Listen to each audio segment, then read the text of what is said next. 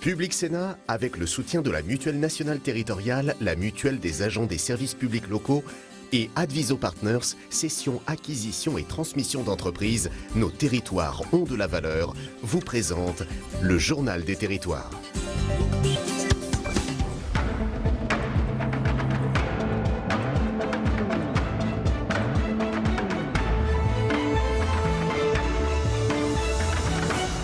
Bonjour à tous et bienvenue dans notre édition en 3 parties. Le JT des territoires dans un instant que je vais vous présenter, puis Territoire d'info avec l'invité politique en direct sur ce plateau ce matin. C'est Frédéric Pechnard, qui est, vous savez, candidat sur la liste LR aux élections européennes. Il sera notre invité en direct tout à l'heure. Puis troisième partie avec Territoire Sénat et l'actualité sénatoriale et parlementaire. Voilà, tout de suite, c'est le JT des territoires réalisé avec les télés locales de France et le réseau Via Télévision. A tout de suite, on s'y retrouve.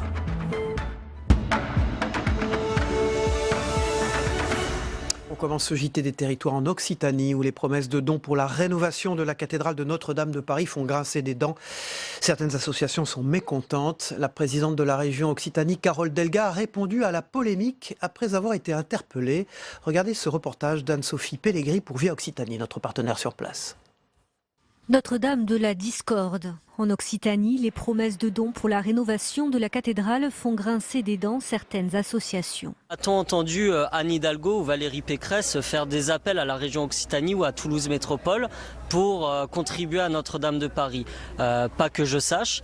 Donc je pense qu'il n'y avait pas nécessité forcément que les collectivités locales s'engagent là-dessus. Peut-être d'abord, et je pense surtout à la mairie de Toulouse, penser aux Toulousains et au patrimoine toulousain avant de penser au patrimoine parisien. Comme le DAL 31, 9 associations et collectifs de soutien aux personnes dans le besoin ont lancé une pétition en ligne. Ils demandent à ce que la somme d'argent des collectivités consacrée à Notre-Dame de Paris soit reversée aux secteurs sanitaires et sociaux en Occitanie. Ce samedi, Carole Delga, en visite sur le marché de Sommières dans le Gard, a répondu à la polémique interpellée par un passant. Quand vous avez certains qui disent qu'il faut que l'argent reste uniquement en Occitanie, mais si il y avait eu le même raisonnement pour les sinistrés de l'Aude, il y a beaucoup de personnes qui seraient encore dans des campings. Et parce qu'il y a eu la solidarité française, eh bien, on a réussi à reloger des gens, à faire en sorte qu'il y ait eu beaucoup de dons pour acheter des meubles, ainsi de suite. La région Occitanie s'est engagée à verser 1,5 million d'euros pour aider à reconstruire Notre-Dame incendiée. Une bonne nouvelle sur le front de l'emploi dans les Hauts-de-France où le taux de chômage est au plus bas depuis 10 ans à 11%. Une embellie due notamment au boom des créations d'entreprises. Alors quels sont les secteurs qui recrutent? Les explications de Sébastien Ambert de WEO TV dans le Nord, notre partenaire. Cette start-up lilloise est spécialisée dans les objets connectés pour l'agriculture. Et il y a 3 ans, ils étaient 3, désormais ils sont 30 salariés et ça n'est pas fini. On cherche 15 personnes d'ici la fin de l'année. Ça va être sur des sujets techniques, des développeurs qu'on va venir chercher. Ça va être sur une équipe ici support qu'on va venir compléter parce que c'est un enjeu très important pour nous, la relation client. La start-up lilloise est hébergée à Euratechnologie dans une ancienne usine textile de Lille. Clin d'œil au passé industriel de la ville, des entreprises qui grossissent à vue d'œil. Mathieu vient d'être embauché comme responsable marketing. Tout ça, ça dégage une saine émulation qui fait progresser les entreprises, il y a beaucoup d'échanges entre elles. Donc oui, c'est vraiment un terreau qui est très très favorable au développement de ces entreprises. Comment expliquer le phénomène? D'abord, un boom de la création d'entreprises, plus 11,8% en un an. Et puis des secteurs qui recrutent, comme le numérique, l'hôtellerie, l'automobile ou l'industrie. À 35 km de Lille, ces 2 frères prennent possession de leurs nouveaux locaux. Ils ont transformé la boutique familiale en champion du e-commerce et vendent désormais sur Internet du matériel de jardin. Ils ont embauché 12 personnes. Aujourd'hui, avec la fermeture des petits commerces, justement, nous sommes là en liaison, c'est-à-dire des zones où il n'y a plus de commerçants pour vendre de certains produits. Alors nous sommes là avec Internet aujourd'hui, on pallie à ce manque. Et ici, en Flandre intérieure, le taux de chômage n'est plus que de 7%, un record. Là, on aménage des parcelles pour accueillir de nouvelles entreprises. On est en train de terminer l'aménagement de cette zone d'activité parce que nous avons tellement de demandes que nous réinterrogeons sans arrêt pour voir si la taille de nos parcelles correspond. Et le mois dernier, c'est l'usine Toyota à Onnaing qui annonçait l'embauche de 800 CDD. Certes, 11% de taux de chômage, c'est un record, mais la région est encore loin du niveau national qui est de 8,8%. Igloo, c'est le nom d'un projet d'insertion par le logement et l'emploi développé par la métropole nantaise. Le concept est le suivant, permettre à des personnes fragiles de se réinsérer dans la société en participant à la construction de leurs propres logements sociaux. Après une première réalisation pour 6 ménages en 2014, ce sont 7 nouveaux logements qui se sont réalisés et qui ont été finalisés. Un reportage de nos partenaires de Télé Nantes, regardez. Dernier coup de pinceau pour les futurs locataires de la rue de Metz. Comme le prévoit le contrat qu'ils ont passé avec Nantes Métropole Habitat, ces derniers consacrent 3 jours par semaine à l'ensemble du chantier du collectif. L'objectif, c'est d'accompagner un public très fragile, pas forcément dans une formation professionnelle, mais que le chantier, pour la réalisation de leur futur logement, soit un plus, soit un facteur de réintégration sociale globale. Donc ça va le fait de respecter des simples horaires de travail, de respecter un employeur, de respecter un planning, un cahier des charges. Pour ce projet Igloo 2, la ville et les partenaires sociaux ont retenu 7 familles, des familles fragiles ou éloignées de l'emploi. Il fallait des personnes qui en fait présentaient plusieurs problématiques, donc problématiques de logement, problématiques sociales et professionnelles. Des gens qui étaient un petit peu éloignés de l'emploi, qui avaient des difficultés de logement, qui n'arrivaient pas trop à s'en sortir, on va dire. Les ménages sélectionnés ont été associés à toutes les phases du projet, notamment auprès des architectes dans l'élaboration de leur futur logement, car ces espaces sont aussi adaptés à leur profil. Donc les logements, ils sont pensés pour répondre à des besoins propres au fait de retrouver le fait d'habiter dans du logement, de ne pas être soit en foyer, soit à la rue, soit dans un squat, et donc de retrouver une confiance dans le fait d'habiter dans un logement tout seul. Donc l'organisation des logements est très spécifique pour ça, dans le fait de pouvoir avoir des facilités à aller dehors, le fait de pouvoir se croiser entre habitants, entre voisins, et donc d'avoir une notion de collectif au sein de ces logements individuels.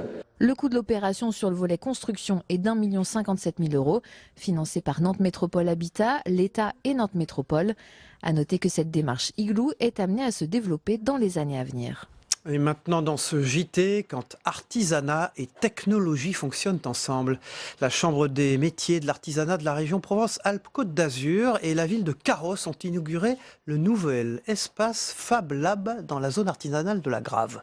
Un atelier qui permettra aux artisans d'utiliser des outils dernier cri, vous allez le voir. Découverte de ce reportage de Rémi Chauveau-Siabrini sur cette zone. Découpe laser, fraiseuse numérique ou encore imprimante 3D, des machines onéreuses désormais à la disposition des artisans et entreprises d'art. Ces outils dernier cri sont regroupés ici dans ce tout nouveau Fab Lab inauguré dans la zone artisanale de Carros. Cet atelier offrira des services dédiés à la création et au prototypage. Cet outil va leur permettre de mettre en œuvre des œuvres qu'il est difficile de réaliser dans les entreprises parce que, comme vous pouvez le constater, ce sont des machines-outils de haute technologie et qui permettent des fabrications particulières, qui coûtent extrêmement cher et les artisans d'art ne peuvent pas tous avoir ce type de machine qui prend aussi énormément de place dans leur atelier. Le Fab Lab sera intégré dans un espace appelé Artilab composé de bureaux administratifs. Cette offre de service était très demandée et attendue dans le secteur. Concrétisation d'un projet européen mené par la Chambre de métiers de l'artisanat de la région Provence-Alpes-Côte d'Azur en collaboration avec la ville de Carros. Elodie est artisane depuis 2 ans et demi. Son activité consiste à créer et fabriquer des objets en carton. Grâce à l'ouverture du Fab Lab, elle pourra utiliser quand elle le voudra cette découpe laser. Une machine onéreuse estimée à près de 30 000 €. C'est une très bonne chose, ça va me permettre d'utiliser des outils que je ne peux pas m'offrir, donc c'est intéressant. Ça va me permettre de gagner du temps et d'avoir de la précision dans ma découpe, puisqu'actuellement je découpe le carton au cutter. Ce qui m'oblige à passer du temps et c'est des découpes un peu moins précises que ce que la machine peut faire.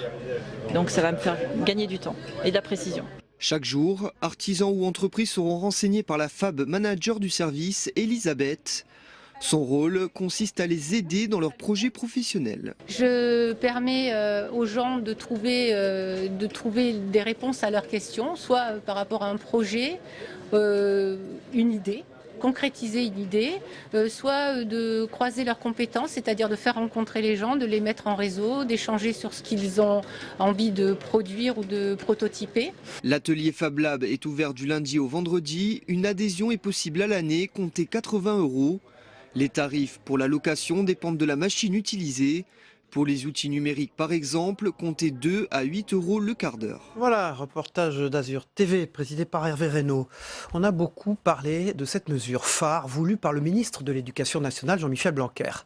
Nantes expérimente donc les petits déjeuners gratuits à l'école et c'est l'une des 8 académies choisies pour expérimenter la mesure de ces petits déjeuners qui est retenue. Le principe, offrir ce premier repas de la journée plusieurs fois par semaine aux élèves de primaire.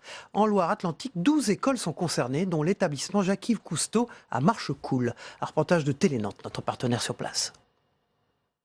Du lait, des fruits et du pain, tout est prêt pour accueillir ses élèves de CP pour le petit déjeuner. Sucré ou salé, Alifa a fait son choix.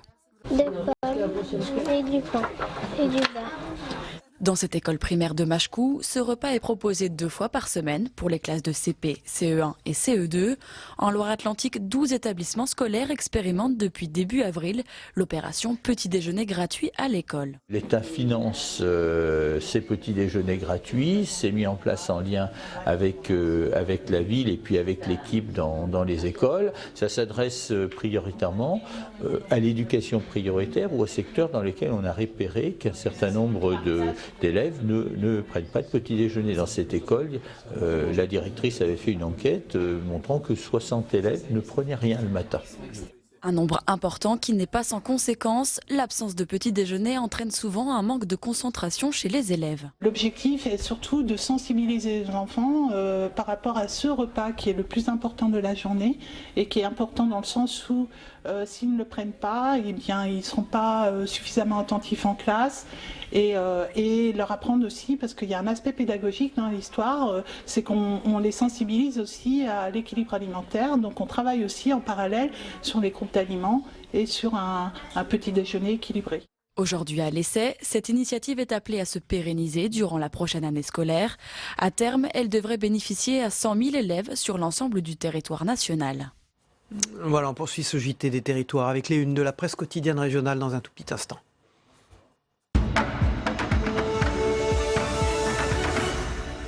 On démarre avec ce sujet d'actualité du jour qui nous préoccupe tous. C'est à la une de Ouest France, le plus grand quotidien français, c'est la biodiversité qui est menacée. L'alerte, enfin, peut-être. Écoutez, Saveria. C'est un de ces chiffres que l'on n'oublie pas. Environ 1 million d'espèces animales et végétales sont menacées d'extinction. Emmanuel Macron a annoncé hier, après le rapport alarmant des experts de l'ONU sur la biodiversité, une série d'actions dont la lutte contre le gaspillage alimentaire, la production de déchets et le plastique, ainsi qu'un changement profond des modes de production. Ce qui est en jeu, c'est la possibilité même d'avoir une terre habitable, a déclaré le chef de l'État Emmanuel Macron, qui a annoncé une extension des aires maritimes et terrestres pour lutter contre l'artificialisation des sols. On verra tout à l'heure. Dans la météo des territoires, il fait toujours froid et à la une de l'Alsace, ce sont des feux de paille pour protéger la vigne, car il gèle. Des bottes de paille en feu pour sauver les vignes. Depuis plusieurs jours, la France a froid et les viticulteurs craignent pour leurs vignes. Le gel menace, notamment en Alsace, où on allume des bottes de paille pour protéger justement les cultures. La fumée doit maintenir la chaleur au sol et protéger les bourgeons des premiers rayons du soleil. Ce n'est pas le gel lui-même qui peut détruire les raisins, c'est l'effet loupe sur les baies au lever du jour quand apparaissent les premiers rayons du soleil. Alors, à Paris, il n'y a plus de stations d'essence, ou très peu. On en parlera tout à l'heure avec Gaëtan Bossard dans le club de la presse du Parisien qui est avec nous. Mais à la une du Télégramme, c'est jusqu'où vont monter les prix à la pompe. Les prix des carburants flambent à nouveau depuis le début de l'année. Les prix tutoient à nouveau les sommets. Pourquoi cette nouvelle flambée? La faute tout d'abord au prix du pétrole depuis le début de l'année. Un contexte géopolitique tendu, un euro faible face au dollar ont largement renchéri les cours du baril du brut. Les automobilistes demandent au gouvernement d'intervenir en baissant le niveau de taxes. Voilà, le chef de l'État fête aujourd'hui les 2 ans de son élection. C'est un bilan, un vrai bilan de Macron à la une de la Dépêche ce matin. 2 années tumultueuses, marquées notamment par le mouvement des Gilets jaunes. À ce stade, les Français sont mitigés. Si certains le critiquent pour ses réformes, d'autres attendent de voir la suite. Emmanuel Macron a-t-il changé durant ces 2 ans? Que retenir de son bilan à mi-parcours? Comment le président compte relancer le quinquennat? À lire donc dans la Dépêche du Midi. Et vous vous retrouvez donc tout à l'heure pour l'actualité sénatoriale, Saveria. Merci. On passe au Club de la Presse. Sébastien Fournier, Gaëtan Bossard sont avec nous tout de suite. Je vais m'arrêter sur vous, Gaëtan Bossard, parce qu'on vient de parler donc, des prix à la pompe. Faut-il encore qu'il y ait des pompes? On y reviendra tout à l'heure avec vous, car dans le Parisien, édition Hauts-de-France, d'ailleurs, page transport, vous décrivez que les stations-service parisiennes doivent se réinventer. Effectivement, il n'y en a plus. Donc, il y en a très peu. En tout cas, on parlera tout à l'heure avec vous. Sébastien Fournier, il s'agit aussi de voitures avec vous. Bonjour. Bonjour. Vous représentez Objectif Métropole de France, magazine trimestriel, régulièrement sur ce plateau. Alors, vous, j'allais dire, il n'y a pas qu'à Paris où il y a des problèmes de circulation catastrophiques. Vous nous parlez de la métropole de Lille et c'est Roubaix, la ville de Roubaix qui se rebiffe là aussi. Oui. Comme les Parisiens. Oui, exactement. C'est-à-dire qu'à Lille, la métropole de Lille a mis en place, comme dans nombreuses grandes villes, une zone de circulation restreinte en cas de pic de pollution. L'idée, c'est évidemment de lutter contre la pollution aux particules fines. Roubaix vient d'envoyer, le maire de Roubaix, Guillaume Delbar, a envoyé un courrier au président de la métropole de Lille pour lui dire qu'il ne voulait pas mettre en place ce type de solution parce que pour lui, il considère la chose antisociale. Alors il a envoyé dans son courrier quand même, il a dit dans son courrier des choses assez fortes, assez violentes même. Le dispositif proposé est à la fois insuffisant, inefficace, incohérent et par-dessus tout antisocial. C'est vrai, c'est l'argument principal qu'il avance. Il dit en gros, ça va pénaliser surtout les foyers modestes, puisque l'idée, c'est évidemment, pour ces zones de circulation restreinte, de faire circuler des voitures qui sont évidemment moins polluantes. Celles qui sont polluantes, elles n'ont pas le droit de circuler.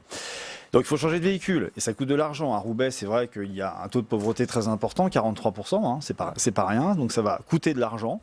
Et là, le maire dit non, moi je ne veux pas mettre en place ce type de mesures. Il propose d'ailleurs des choses complémentaires, ce que fait d'ailleurs la métropole du Grand Paris, c'est d'accompagner le changement de véhicule avec une prime de 5 000 €, qui s'ajoute évidemment à la prime de conversion de l'État. Qu'est-ce qu'on peut faire contre ces embouteillages dans les centres-villes? Vous l'évoquez très souvent. Alors Paris, nous, on travaille à Paris, donc on s'en rend compte, mais visiblement, c'est le cas aussi un peu partout maintenant dans les métropoles.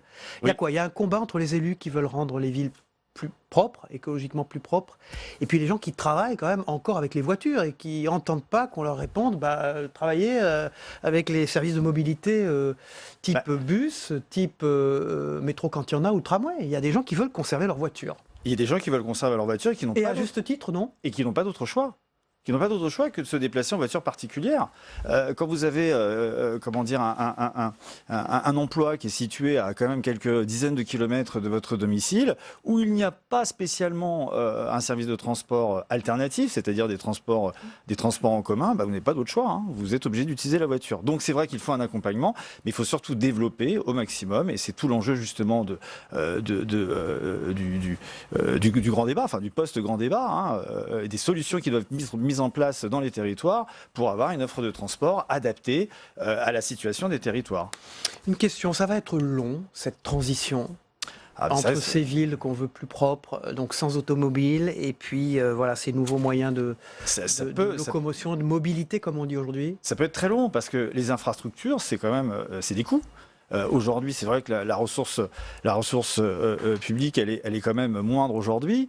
Donc ça va pas se faire du jour au lendemain. Mais il faut véritablement aussi s'attaquer à un problème qui est global. Faut regarder à des échelles bien plus larges, pas simplement sur un territoire donné. Il faut impérativement que les élus d'abord s'entendent pour qu'ils mettent en place des solutions coordonnées. À ce propos, l'empilement là des exécutifs locaux, dont on parle beaucoup, qui est souvent critiqué, donc alors les métropoles, les intercommunalités, la région, le département, etc. Est-ce que J'allais dire, tout ça fonctionne ensemble pour aller dans le même sens. Oui, ça fonctionne, mais disons, c'est vrai qu'on a fait des empilements de différentes strates. Avec des responsabilités partagées. Hein. Alors oui, des responsabilités qui sont plus ou moins partagées. On a essayé de faire un peu le ménage dans ces compétences avec la fameuse loi NOTRe qui est aujourd'hui fortement critiquée par les élus locaux. Déjà. Oui. D'ailleurs, certains élus disent, mais alors, on a beaucoup parlé de la loi NOTRe, enfin, disons, de revoir la carte des compétences et puis, pendant le grand débat, et depuis, conclusion, on n'en entend plus parler. Donc, voilà, qu'est-ce qu'on fait? Donc, c'est vrai que les choses, elles sont loin d'être réglées. Voilà, dans Objectif Métropole, la métropole de Lille, Roubaix se rebiffe également. Mais c'est politique aussi. Hein. Dans Objectif. L'action est politique, faut pas... pour survivre, les stations-service doivent se réinventer. C'est les pages transport du Parisien ce matin. Se réinventer, oui, quand elles survivent. Oui, on peut inverser le titre. Tout à fait, parce que donc il y a moins en moins de stations-service et dans la métropole du Grand Paris et dans Paris intramuros. Sur la métropole, on est à 400 stations à peu près. Et à Paris, on est passé sous les 100. On a précisément 98 stations-service actuellement recensées. D'où embouteillage à la pompe régulier. Évidemment, d'où embouteillage, vous avez pu constater. Il faut souvent faire la queue pour aller faire le plein maintenant. C'est considérable la réduction. Enfin, c'est un mouvement qui date pas d'hier. C'est engagé depuis longtemps. Sur Paris, il y avait 280 stations-service en 95. Donc ça fait 2 tiers en 20-25 ans. Avec seulement 12% de voitures en moins en 25 ans. Oui. Ce qui est assez peu finalement. Ce qui est peu, mais ce qui fait quand même, enfin sur Paris, on est quand même à un record de 1 personne sur 6, un ménage sur 6 qui n'a plus de voiture aujourd'hui. Donc c'est quand même assez considérable. On parle de Paris intramuros. Donc fatalement, moins de voitures, moins de besoins en carburant, donc moins de stations. Et puis des voitures peut-être un peu plus performantes aussi, peut-être un peu moins consommatrices. Et l'électrique, j'allais dire. Ouais.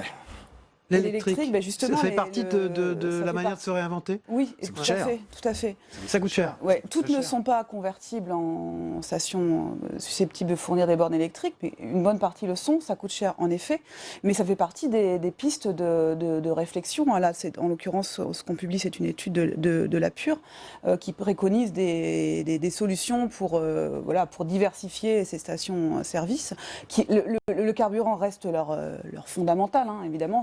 Les stations-service ne vont pas devenir des supermarchés, je ne sais pas quoi. Elles vendent beaucoup de choses différentes maintenant. Mais voilà, elles ont besoin de varier leur activité. Alors il y a l'histoire des carburants, il faut varier effectivement, il y a l'électrique, mais il y a aussi l'hydrogène, le gaz naturel, etc. Elles planchaient même dessus, et puis il y a une diversification des activités. Alors, il y a des petits commerces, il y en a déjà qui proposent de la restauration rapide, etc. On a même une illustration, alors c'est un clin d'œil, mais avec un système de lavage de chiens, car wash, là. La photo est derrière vous d'ailleurs. Voilà, tout à fait, qui n'a pas l'air de très bien marcher, mais il y en a qui se sont installés en région et ça marche mieux. Peut-être que c'est compliqué On lave son chien en même temps que sa voiture. C'est une station de lavage de chiens. Ils sont adorables d'ailleurs. Pas concept. Qu'est-ce que vous vouliez dire? Non, je voulais parler des voitures électriques. Le coût de la voiture électrique, ça varie entre 12 000 et 70 000 euros. Vous prenez la Tesla, la voiture, c'est 70 000 euros. C'est autour de... Donc c'est quand même très cher. Alors la prime de conversion de l'État pour changer de véhicule, elle est quand même pas très, très suffisante. Alors cela dit, il n'y a pas que les voitures électriques, c'est ce qu'on vient de dire à l'instant. Il y a aussi évidemment même les voitures essence les plus performantes. D'ailleurs, le maire de Roubaix dit, alors ça moi j'ai pas pu vérifier la chose, il aurait fallu que j'appelle un garagiste pour ça. Il dit une chose intéressante, à savoir que les véhicules d'ancienne génération qui ne sont pas à injection directe sont moins polluantes en particules fines que les nouveaux véhicules à injection directe. Intéressant, non ? Il faut que vous vérifiez ça, puis faut vous que j'aille vérifier ça. Gaëtan Bossard, alors on va vers quelle tendance alors, puisqu'elles doivent se réinventer ces stations? D'abord, est-ce qu'il va y en avoir de moins en moins, ou est-ce qu'on va stopper cette chute? On est toujours dans une pente avec de moins en moins de stations. Après, il y en aura toujours besoin. Le problème, c'est que, comme plein de choses en ce moment, en matière de transport notamment, on est dans une période de mutation où tout se transforme. Donc, ces stations-service doivent trouver de nouveaux modèles. proposer de nouveaux carburants, de nouveaux services, peut-être des choses plus low cost, des choses qui peuvent se faire, je sais pas, est-ce qu'on pourra réserver son créneau plus tard par Internet, pour aller par faire exemple, d'essence, pour aller faire son plein, enfin pas son plein, mais en l'occurrence, la logique voudrait que ça soit pour aller faire sa recharge électrique, parce qu'il y a un temps d'attente un peu quand même qui est plus long, enfin voilà, ça prend plus de temps de recharger un véhicule électrique que de faire un plein. Donc est-ce qu'on pourra réserver des créneaux horaires dans les stations pour faciliter le service, quoi. Question simple qui vient à l'esprit, et ça dépend de qui, ça qui régule ça? Quels sont puisqu'il y a un empilement de responsabilités, là, c'est quoi? C'est Ville de Paris, c'est Conseil régional d'Île-de-France? Qui décide, par exemple, de l'implantation de stations-service dans une ville, ou de réimplantation? C'est pas un sujet neutre. Une station-service, c'est vraiment... ça impacte l'environnement, ça impacte tout le reste. Qui décide? C'est des responsabilités partagées, parce que c'est pas, comme vous dites, c'est pas neutre, c'est une station-service. On ne peut pas l'implanter n'importe où.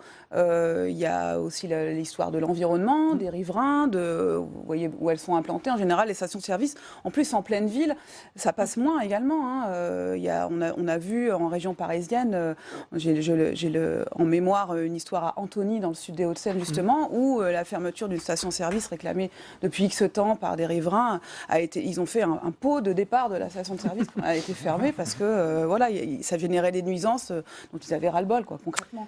En tout cas, le nombre de pompes à Paris est vraiment en chute libre. Je rappelle les chiffres, 280 en 1995, 120 en 2012 et seulement 98 stations en 2018.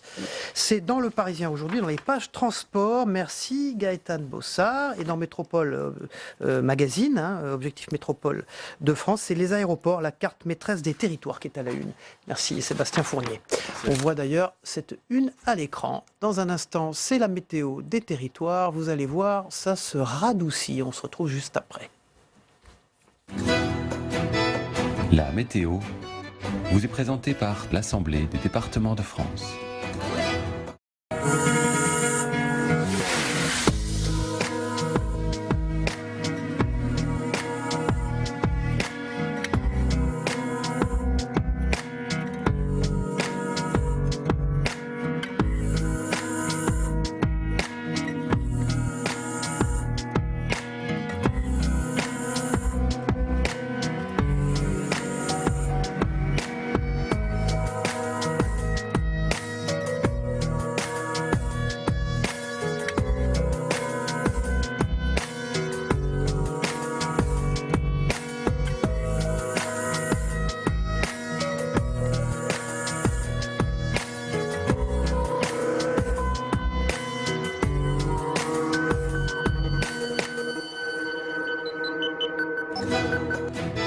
C'était la météo avec l'Assemblée des départements de France. Voilà, dans quelques minutes, c'est notre invité politique Frédéric Pechnard, candidat de la liste LR aux élections européennes, qui sera notre invité politique en direct sur ce plateau. Tout de suite, on va se rendre du côté du reste du monde avec notre partenaire TV5 Monde. On va regarder le rapport sur la biodiversité. Vous savez que l'humanité fait face à ses responsabilités maintenant. 1 million d'espèces menacées, mais des solutions existent. On regarde ça dans un instant. Un squelette qui date du Jurassique, qui a été découvert aux États-Unis et qui est exposé à Bruxelles également dans ce Zap Monde. Et puis l'Irak, vous allez voir, cérémonie de rap islamique. Ce sont des groupes qui se sont formés pour adapter au rap moderne les vers chantés retraçant l'épopée et le martyre des imams et autres figures de l'islam chiite. On se retrouve après, à tout de suite. Public Sénat, avec le soutien de la Mutuelle Nationale Territoriale, la Mutuelle des agents des services publics locaux et Adviso Partners, cession, acquisition et transmission d'entreprises, nos territoires ont de la valeur, vous ont présenté le Journal des territoires.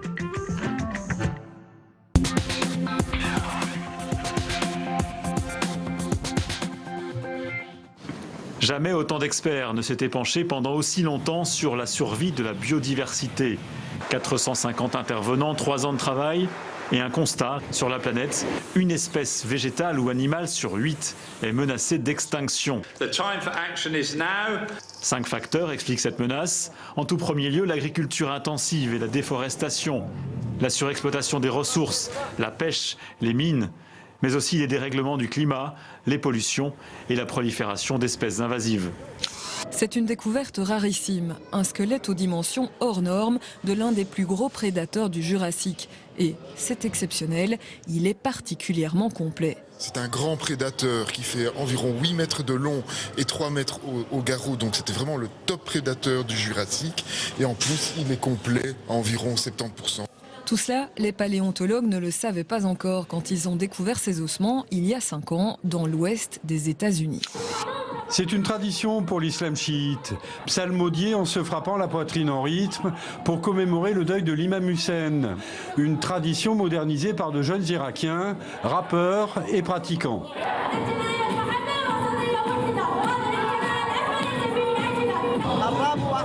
Le rap s'est propagé dans la société à cause de la corruption des autorités religieuses qui contrôlent le paysage social et politique.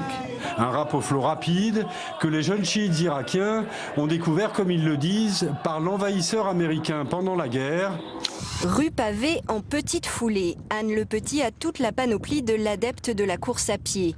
Basket, tenue de sport et tracker GPS. Et pourtant, contrairement aux apparences, elle ne fait pas son jogging, elle dessine. Là, en fait, tu es en train de courir un dessin ? Et ils sont de plus en plus nombreux à courir après le dessin qui fera le buzz sur les réseaux sociaux. En hommage à Notre-Dame de Paris, un policier français a couru 40 km pour dessiner... Le petit Quasimodo, avec son cœur dans la main qui s'envole.